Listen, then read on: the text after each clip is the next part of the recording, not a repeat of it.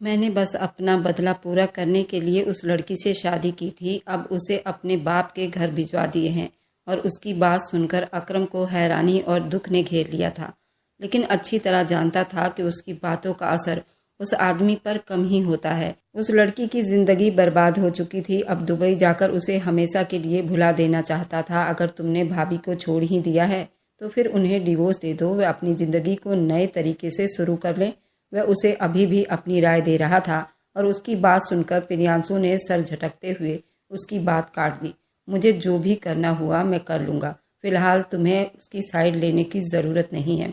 और उसकी बात सुनकर अकरम कुछ शर्मिंदा हो गया। ये सच था कि वह अपने निजी जिंदगी में अपने दोस्तों को घुसने नहीं देता था, लेकिन वह अच्छी तरह जानता था कि वह आदमी गलती कर रहा है और इस गलती की सजा उसे बहुत भारी पड़ेगी। दूसरे दिन ही वह अपने घर में राजपति को मिलने के लिए आया। अपना सामान ले गया। उसी वक्त फ्लाइट से वह वापस हमेशा के लिए दुबई चला गया। अब न जाने कितने सालों के बाद उसकी वापसी होती, कोई भी नहीं जानता था। ये सब कुछ उसकी अपनी मर्जी पर डिपेंड करता था। मगर दूसरी तरफ अनामिका अभी भी दिल में ये उम्मीद लिए बैठी थी कि हो सकता है वह आदमी वापस लौट आए, लेकिन अब वह अपने आगे की जिंदगी उसके साथ एक मजबूरी के तहत बिताएगी, क्योंकि अब अपने दिल में कभी उसके लिए वह इज्जत और मोहब्बत महसूस नहीं कर सकती। जो इज्जत और मोहब्बत उसे देनी चाहिए थी, वह उसका पति था, उसका जीवन साथी था। आज उसकी इज्जत को 2 कौड़ी का करके रख चुका था। आज इस किस्से को करीब 1 महीना हो गया था और अनामिका को कुछ भी नहीं सूझ रहा था। वह दिन ब दिन नाउम्मीद होती जा रही थी। उसकी गिरती हुई हालत को देखकर उसकी माँ उसे देख देख कर तड़प रही थी। सिर्फ कुछ ही दिनों में उनकी फूल सी बेटी मुरझाकर रह गई थी। उनका पति बिस्तर पर पड़ा था और उनके घर में अजीब सी उदासी का माहौल छाया हुआ था। हो सकता है उसका पति उसे डिवोर्स दे दे और उसके ऊपर डाइवोर्स का ठप्पा लग जाए और फिर कोई भी उसे स्वीकार ना करे। उन्हें ये डर अंदर ही अंदर खाए जा रहा था। न जाने जिंदगी उनसे कौन से इम्तिहान ले रही थी। अनामिका की हालत दिन ब दिन बिगड़ती जा रही थी। वह सूख कर बिल्कुल काटा हो चुकी थी। हर दिन उसे बुखार हो जाता। खाना पीना भी उसने छोड़ दिया था और आज 2 महीने होने को आया था और उसे यूं महसूस होता था जैसे अभी कल की बात हो और कल ही वह उजड़ कर उस चौखट पर आई हो। उसने तो हंसना मुस्कुराना बिल्कुल छोड़ दिया था। उस दिन उसकी माँ ने शिवानी को बुलावा भेजा था ताकि शिवानी उसे डॉक्टर के पास लेकर जाए। वह अच्छी तरह जानती थी वह उसे नहीं मना पाएगी। वह एक बार डॉक्टर को मिले, क्योंकि हर दिन के बुखार ने उसे कमजोर से कमजोर बना दिया था। उस दिन शिवानी आई तो वह अपने कमरे में चुप बैठी हुई थी। शिवानी उसके पास जाकर बैठ गई। कब तक खोखले रिश्तों का शोक मनाती रहोगी अनामिका? अब छोड़ दो इस सब को। उन सोचों से खुद को बाहर निकालो। वह तुम्हारी जिंदगी में एक बुरा सपना था जो अब बीत गया। अब उसके बारे में जितना सोचोगी उतना ही डरती रहोगी। वह उसे समझा रही थी और बस वह चुप से शिवानी को देख रही थी। उसकी आंखों का दुख शिवानी को अंदर ही अंदर काट रहा था। वह हर वक्त हंसने मुस्कुराने वाली लड़की कैसे एकदम से चुप सी हो गई थी। मैं खोखले रिश्तों का दुख नहीं मना रही शिवानी, खुद पर ढाए हुए जुल्म का शोक मना रही हूँ। दुनिया ने मुझे डरा कर रख दिया है। मुझे नहीं लगता है कि अब खुशियां मेरे दर का ठिकाना ढूंढते हुए मुझ तक आएंगी। उसकी आंखों से आंसू गिरकर बेमोल हो गया। तुम एक पढ़ी लिखी लड़की होकर कैसे मूर्खों वाली बातें कर रही हो? खुद को संभालो, उठो और उस आदमी को एक बार फिर अपने हिम्मत और दिमाग की ताकत से हराओ। मैंने पता करवाया है, वह हमेशा के लिए दुबई चला गया है। न जाने अब वह कब लौटेगा, लेकिन तुम्हें खुद को मजबूत बनाना होगा। उसको एक बुरा सपना समझकर भूल जाओ। जिंदगी सिर्फ एक डाल पर कभी नहीं रुकती। जिंदगी को खुद साथ लेकर चलना पड़ता है और मुझे उम्मीद है अगर तुम्हारी नीयत ठीक है तो खुशियाँ तुम्हारा इंतजार कर रही होगी। जरूर वह तुम तक आएगी। अभी उठो और जल्दी से तैयार हो जाओ। मैं तुम्हें डॉक्टर के पास लेकर जा रही हूँ। शिवानी जानती थी वे कभी भी उसके साथ डॉक्टर के पास जाने के लिए राजी नहीं होगी, इसलिए उसे जबरदस्ती उठाकर तैयार करने लगी और फिर उसे लेकर डॉक्टर के पास चली गई। डॉक्टर ने उसका पूरा चेकअप किया। शिवानी बस चुप से डॉक्टर का चेहरा देख रही थी। डॉक्टर ने बताया ये काफी टेंशन में है और इनको काफी वीकनेस भी है। आप इनका बहुत ख्याल रखिए, बल्कि इनको किसी ऐसे माहौल में ले जाए जहां इनका माइंड फ्रेश रहे, क्योंकि अब इनके साथ एक और जिंदगी जुड़ी हुई है और इनके लिए बहुत जरूरी है कि ये खुद को परफेक्ट बनाए और अपनी सेहत के लिए सोचे। डॉक्टर के शब्द सुनकर वह हैरानी से डॉक्टर की तरफ देख रही थी। यानी अभी एक और तबाही उसके इंतजार में थी। उसने अपने पेट पर हाथ रखकर उस आदमी ने न सिर्फ उसे बर्बाद कर दिया था बल्कि एक जान को उसके साथ और जोड़कर उसे भी बर्बादी के कतार में लाकर खड़ा कर दिया था। वह तो सोच भी नहीं सकती थी मुकद्दर उसे यूं भी इम्तिहान ले सकती है। अब उसकी आंखों से आंसू टिप टिप बरसने लगे थे। अब इस बच्चे का भविष्य क्या होगा। शिवानी ने उसे सहारा दिया और बाहर लेकर आई। वह अच्छी तरह जानती थी कि अब उसकी कंडीशन क्या होगी। अब ये बच्चा, वह रोते हुए शिवानी के गले लग गई। शिवानी उसे लेकर घर आ गई और जैसे ही ये खबर घर में सबको पता चली तो जैसे सबके सर पर आसमान टूट पड़ा। ऐसा नहीं था कि वह खुश नहीं थे, उन्हें खुशी हुई थी कि भगवान ने उनकी बेटी की जिंदगी जीने के लिए एक नया दरवाजा खोल दिया था। एक उम्मीद का सिरा उनके हाथ में लग चुका था, लेकिन उन्हें अंदर ही अंदर ये उदासी भी खा रही थी कि अब इस बच्चे का भविष्य क्या होगा। वे अच्छी तरह जानते थे जिस आदमी ने अपनी पत्नी को पत्नी स्वीकार नहीं किया, वह अपने बच्चे को कैसे स्वीकार करेगा। अनामिका की माँ अब अनामिका का पहले से ज्यादा ख्याल रख रही थी और अब वह खुद भी काफी हद तक ठीक दिखाई दे रही थी। शिवानी हर दिन कुछ टाइम निकालकर उसके पास आ जाती और उसको बातों में लगाती, उसके दिल में भरोसे और उम्मीद का दिया जलाने की कोशिश करती। इसी तरह शिवानी उसे बाहर लेकर आई। पार्क में घूमते हुए यूं ही शिवानी को ख्याल आया। उसने उससे पूछ लिया, क्या तुमने दोबारा प्रियांशु से बात करने की कोशिश नहीं की, या उसने तुमसे बात करने की कोशिश नहीं की। हो सकता है कि तुम उसे इस बच्चे की खबर दो तो उसका दिल पसीज जाए। उसने चुप नजरों से शिवानी को देखा। वह अब कैसे बताती कि वह आदमी तो हमेशा के लिए उसे जान छुड़वाकर चला गया था और अगर वह मर भी जाए तो उसकी खबर लेने नहीं आएगा। तुम्हारी सास का रवैया तो काफी अच्छा मालूम पड़ रहा था।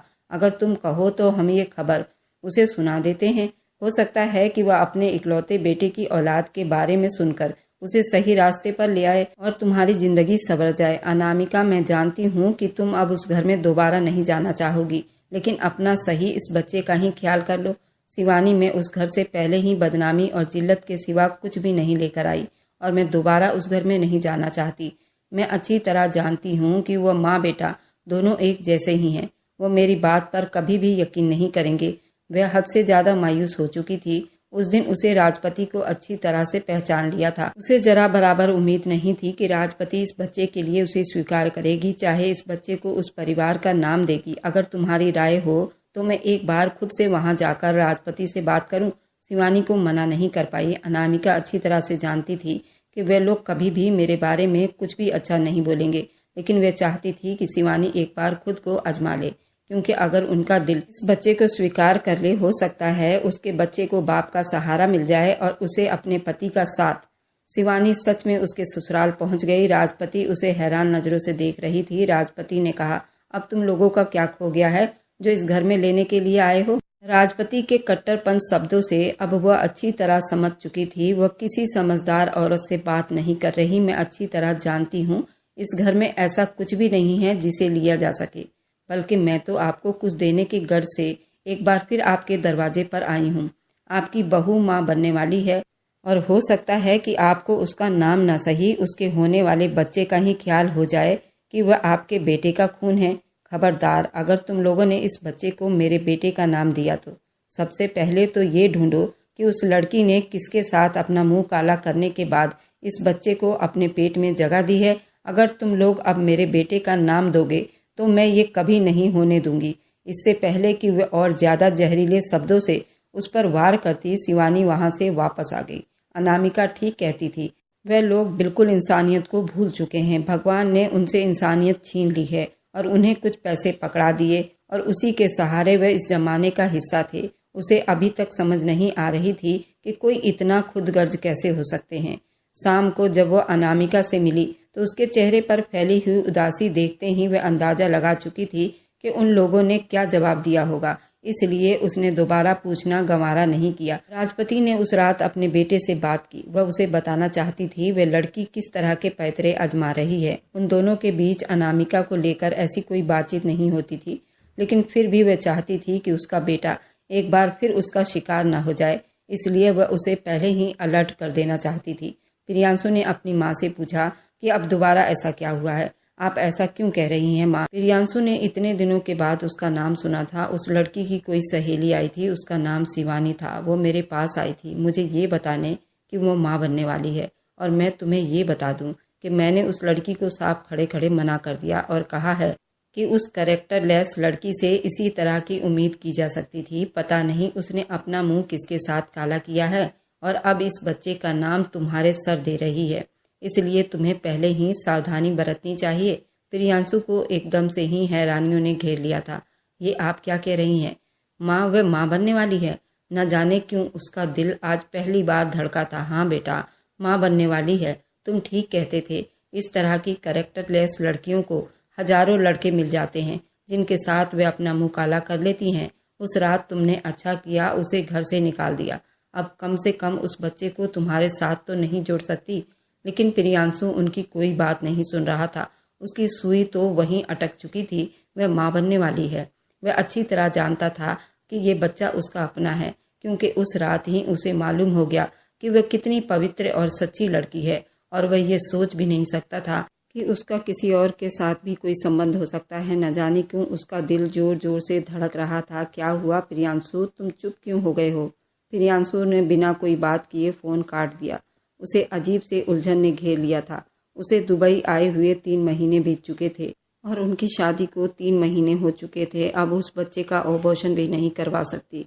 उसे इस बच्चे को जन्म देना ही होगा। फिर उसका बच्चा दर दर की ठोकरें खाएगा। एकदम से ही उसे अपना दर्द याद आने लगा। वह भी तो बिल्कुल ऐसा ही था। बिना बाप के उसने कितनी ठोकर खाई थी और किस किस के ताने सुने थे, और उसकी औलाद भी ये सब कुछ बर्दाश्त करेगी। उसका सांस सीने में अटकने लगा था। उसने अपने टाई की गांठ को ढीला किया और खिड़की में आकर खड़ा हो गया।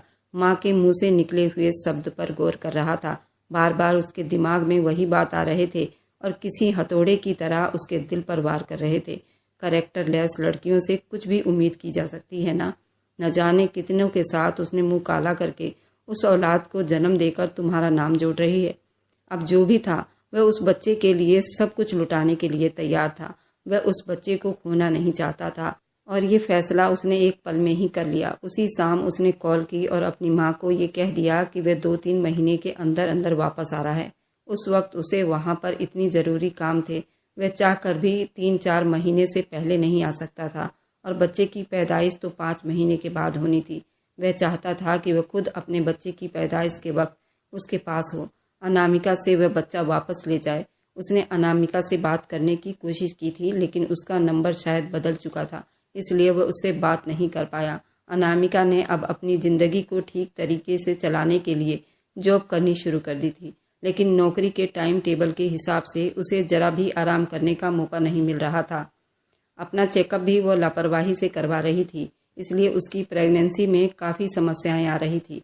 उसके अंदर खून की कमी हो गई थी। ये तो सिर्फ एक औरत ही जानती है कि इस कंडीशन में कितनी समस्याओं का सामना करना पड़ता है। तब जाकर वह अपने बच्चे को इस दुनिया में लाती है, लेकिन इस दर्द ने उसे बेहद कठोर बना दिया था। अब वह कमज़ोर लड़की नहीं थी, बल्कि एक मजबूत माँ थी जो हर तरह की मुश्किलों का सामना कर सकती थी। अनामिका का अब 7वां महीना चल रहा था और उस दिन वह ऑफिस में थी। सुबह से ही उसकी तबीयत कुछ गड़बड़ थी। उसकी माँ ने लाख मना किया आज वह ऑफिस ना जाए, लेकिन वह फिर भी ऑफिस के लिए चली आई, क्योंकि आज उसकी एक ज़रूरी मीटिंग थी। उसका ऑफिस जाना बेहद ज़रूरी था। उसी शाम प्रियांशु भी हिंदुस्तान आ गया था। उसने रात में ही अनामिका की सारी डिटेल निकलवा लिए थे और आज उससे मुलाकात करने के लिए उसके ऑफिस चला आया था। वह उसे बता देना चाहता था कि वह ये बच्चा अपने साथ ले जाएगा। वह ऑफिस के बाहर उसका इंतजार करता रहा। जब थोड़ी देर के बाद वह बाहर आती हुई दिखाई दी। वह बहुत कमज़ोर नज़र आ रही थी। उसने अपने आसपास शॉल लपेटे हुए भारी भरकम पेट के साथ चलते हुए अपने ही सोचों में गुम नज़र आ रही थी, जब एकदम से ही प्रियांशु उसके सामने आकर खड़ा हुआ। वह कितनी ही देर उसे देखती रही और फिर उसके करीब से गुजरने लगी। जब प्रियांशु ने हाथ बढ़ाकर उसका बाजू पकड़ लिया, खबरदार, अगर तुमने मुझे हाथ लगाने की कोशिश भी की तो तुम अपना हर हक खो चुके हो, और उसे कभी भूलना भी मत। प्रियांशु को उसकी आंखों में चिंगारियां निकलती हुई नजर आ रही थी। मैं तो खुद हैरान था कि उसने एक भीगी बिल्ली सी लड़की को शेर बनते देखा था। मैं यहाँ सिर्फ अपने बच्चे, इससे पहले कि वह अपनी बात पूरी करता, जब उसके मुंह पर एक जोरदार थप्पड़ पड़ा और उसका रंग सुर्ख लाल होना शुरू हो चुका था। क्या कहा तुमने? तुम्हारा बच्चा? तुमने मुझे कैरेक्टरलेस लड़की साबित किया है और उसके बाद तुमने अपने घर से निकाल दिया था, और अब इस बच्चे पर तुम्हारा कोई हक नहीं। आज के बाद मुझे अपने बच्चे के आसपास भी तुम नजर नहीं आना, नहीं तो मैं तुम्हें काट के रख दूंगी। वह गुस्से के जैसे थर-थर कांप रही थी जब एकदम से ही प्रियांशु आगे बढ़ा और उससे पहले कि वह और ज्यादा कुछ कहती, अनामिका चकराकर उसके बाजू में ही गिर गई थी। प्रियांशु का तो जैसे हाथ पांव फूलने लगे थे। उसने उसे बाजू से उठाया और लाकर गाड़ी में डाल दिया। उसने अपनी गाड़ी हॉस्पिटल के रास्तों में डाल दिया था। न जाने क्यों उसका दिल इतनी जोर से धड़क रहा था। धड़कते हुए दिल से उसने अपना कांपता हुआ हाथ अनामिका के पेट पर रखा था तो उसकी धड़कनें और बढ़ चुकी थी। जिंदगी में पहली बार किसी को खो देने का एहसास उस पर बुरी तरह से सवार था। अस्पताल में दाखिल होते ही उसने डॉक्टर को चिल्लाकर बुलाना शुरू कर दिया। मुझे अभी और इसी वक्त अपनी पत्नी ठीक चाहिए। वह गुस्से से बिल्कुल पागलों की तरह दहाड़ रहा था जबकि डॉक्टर उसे कूल रखने की कोशिश कर रहे थे। थोड़ी देर के बाद डॉक्टर ने अनामिका का चेकअप किया। डॉक्टर ने बाहर आकर खबर दी, आपकी पत्नी काफी कमजोर और टेंशन में है। उसके बच्चे को खतरा है, इसलिए उनका अभी ऑपरेशन करना पड़ेगा। और ये बात सुनते ही उसके हाथ पांव फूल गए थे। अनामिका के पर्स में मौजूद मोबाइल कब से बज बज कर चुप हो चुका था। जरूर उसके घर वाले परेशान थे। प्रियांशु ने कुछ सोचते हुए कॉल अटेंड की जब अनामिका की मां की बेताबी सी आवाज उसके कानों से टकराई। अनामिका, मेरी बच्ची, तुम कहाँ हो और तुम कॉल क्यों नहीं उठा रही थी? तुम जानती भी हो कि मैं कितनी परेशान हूँ। अनामिका हॉस्पिटल में है, उसकी अचानक तबीयत बिगड़ गई थी तो मैं उसे अस्पताल लेकर आया हूँ। और ये बात सुनकर अनामिका की मां के हाथ पांव फूल गए थे। वह उसी वक्त अस्पताल के लिए निकल पड़ी। शिवानी उनके साथ ही थी और यहाँ आकर प्रियांशु को देखकर उन्हें एक और झटका सा लगा था, लेकिन वह अभी किसी तरह का कोई लड़ाई झगड़ा नहीं चाहती थी। उन्हें अपनी बेटी की तबीयत की फिक्र थी। अनामिका का ऑपरेशन हो रहा था। शिवानी और शिवानी की माँ बहुत परेशान थे। वह दोनों रोते हुए भगवान से प्रार्थना कर रहे थे, भगवान अनामिका को और उसके आने वाले बच्चे की जिंदगी को लंबी कर दे। उसने आज तक जो देखा था उसकी जिंदगी के लिए वह सब कुछ काफी था। अब उसको किसी भी मुश्किल में न डालो। भगवान, तुम मेरी बच्ची और नवासे का रक्षा करना। कॉरिडोर में बेताबी से टहलता हुआ प्रियांशु अपने बच्चे के लिए बेहद फिक्र में था। न जाने क्यों उसका दिल अनामिका के लिए भी कट रहा था और आज पहली बार उसे एहसास हुआ था वह तो उस लड़की को कभी भी खुद से दूर नहीं कर पाया। वह तो बस अपना बदला चाहता था, जिसकी आग में उसने सब कुछ जलाकर राख कर दिया था। तभी उसे डॉक्टर अंदर से बाहर आती हुई दिखाई दी थी। आपके पेशेंट के लिए ब्लड की जरूरत है। आप लोग क्या कर रहे हैं मेरी पत्नी के साथ? और मेरा बच्चा कहाँ है? देखिए, अगर उन दोनों में से किसी को कुछ भी हुआ तो मैं आपका पूरा अस्पताल बंद करवा दूंगा। जब डॉक्टर ने उसे सख्ती से घूरते हुए उसका असली चेहरा दिखाया, क्या आपका नाम यहाँ पर दर्ज है? पूरे 7 महीने तो वह अकेली अस्पताल आती रही और जब उसकी कंडीशन खराब है तो बकवास कर रहे हो। अब आपकी पत्नी मुश्किलों से गुजर रही है, उल्टा हम डॉक्टर पर ही इल्जाम लगा रहे हो। हमारी ड्यूटी है और हमें अपना काम करने दो। अगर आप लोगों को इतनी ही फिक्र होती है तो उसे पहले यहाँ ले आते। आप जानते हैं कि दिमागी तनाव और कमजोरी की वजह से आपकी पत्नी का ये हाल है। और वे वहीं पर खड़ा रह गया। अनामिका की माँ तेजी से आगे बढ़ी और उसे झकझोरते हुए बोली, अगर मेरी बेटी को कुछ भी हुआ तो मैं तुम्हें जिंदा नहीं छोड़ूंगी, इतना याद रखना तुम। वह तो खुद पागलों की तरह उस वक्त तड़प रहा था। राजपति उसे बार बार कॉल करते हुए परेशान कर रखा था। वह सुबह से घर से निकला और उसका कोई अता पता नहीं था। उसने कॉल उठाई, माँ, मैं अनामिका को अस्पताल लेकर आया हूँ। भगवान से प्रार्थना करें मेरा बच्चा ठीक हो। ये तुम कैसी बातें कर रहे हो? तुम्हारा बच्चा? राजपति के तो सर पर लगी और तलवार पर बुझी। हाँ माँ, वो मेरा बच्चा है, मेरा अपना बच्चा, और मैं किसी भी हाल में खोना नहीं चाहता। उनका बेटा रो रहा था और शायद जिंदगी में उन्होंने पहली बार अपने बेटे को इस तरह टूटा हुआ देखा था। उन्हें अब एहसास हुआ था कि उन्होंने अपनी जिंदगी में जल्दबाजी करने के बाद कितनी बड़ी गलती की। काश वह उस हकीकत को जानती और अपने बेटे को समझा लेती तो आज वह यूं टूट कर बिखर न जाता।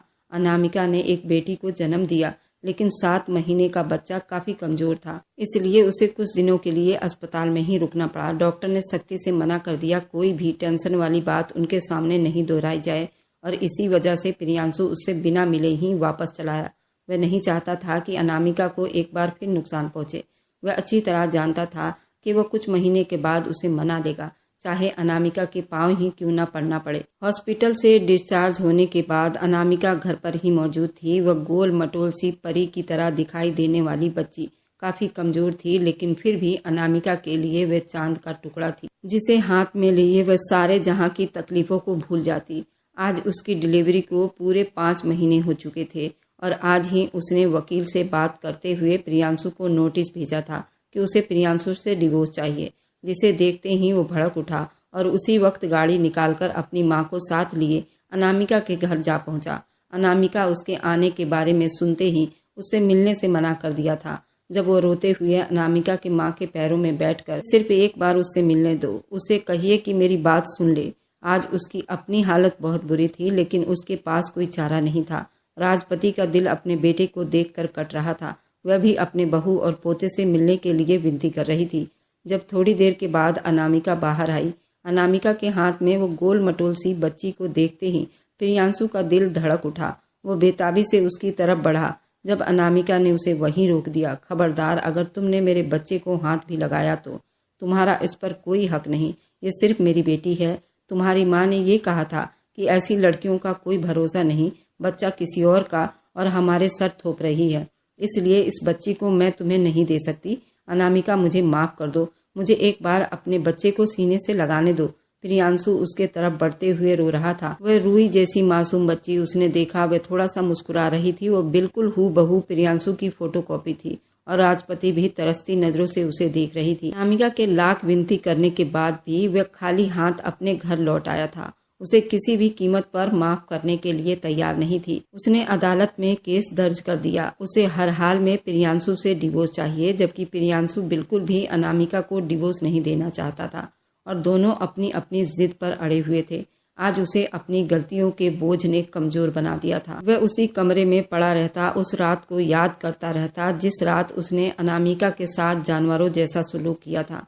उसे किसी तरह से भी अनामिका की आंखों की उदासी नहीं भूलती थी। उसके आंसू उसको बेचैन करती थी और फिर उसे अपनी बच्ची चमकती हुई आंखों से देखकर मुस्कुरा रही थी। प्रियांशु का दिल चाहता था कि उसे उठाकर अपने सीने से लगा ले, लेकिन वह ये भी समझता था वह उस बच्चे पर कोई हक नहीं रखता।